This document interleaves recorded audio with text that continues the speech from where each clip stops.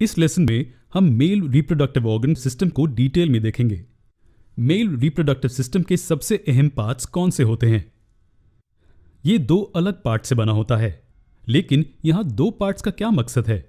इनमें से एक पार्ट जर्म सेल्स बनाता है, जबकि दूसरा पार्ट इन सेल्स को ट्रांसपोर्ट करने के लिए रास्ते की तरह इस्तेमाल होता है। जर्म सेल्स को और क्या कहते हैं? जी हाँ, उन्हें स्पर्म्स कहते हैं और वो इस पार्ट में यहाँ बनते हैं। चलिए मेल रिप्रोडक्टिव ऑर्गन सिस्टम के विभिन्न पार्ट्स को देखते हैं। ये पार्ट यहाँ जो स्पर्म्स बनाता है, इसे टेस्टिस कहते हैं। ये असल में दो होते हैं और इस जोड़ी को टेस्टिस कहा जाता है। ये इस मांस के बैग जैसे स्ट्रक्चर में बंद होते हैं।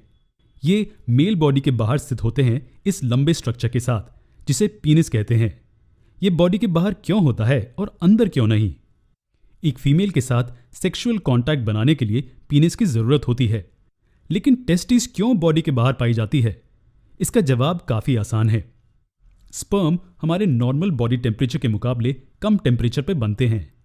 नॉर्मल बॉडी टेम्परेचर पे स्पर्म नहीं बन पाते, इसलिए टेस्टिस मेल बॉडी के बाहर होती हैं। लेकिन टेस्टिस बॉडी के साथ कैसे जुड़ी होती हैं? उन्हें न्यूट्रिशन कहाँ से मिलता है? चलिए इसे समझने के लिए थोड़ा जूम करके टेस्टिस का स्ट्रक्चर देखते हैं। टेस्टिस की शेप एक बीन की तरह ओवल होती है और इसका आधा हिस्सा चमड़े से ढका हुआ होता है। स्पर्म्स टेस्टिस के अंदर यहाँ बनते हैं। हालांकि स्पर्म्स जो यहाँ बनते हैं वो पूरी तरह से मैच्योर्ड नहीं होते। इन्हें मैच्योर होने के लिए थोड़ा वक्त लगता है और तब तक ये एपिडिडिमिस में स्टोर्ड रहते हैं।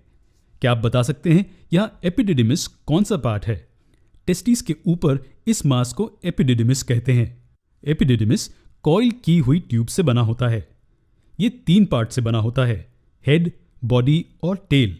लेकिन एपिडिडिमिस में क्या होता है? इमैच्योर स्पर्म यहाँ हेड से एंटर होता है और जैसे जैसे वो बॉडी से गुजरता है वो मैच्योर होता जाता है। जैसे ही वो पूरा मैच्योर हो जाता है उसे टेल में स्टोर किया जाता है उसकी ज़रूरत पड़ने तक। टेल में स्टोर होने के बाद स्पर्म कहाँ जाता है? वो पीनिस से बाहर कैसे निकलता है?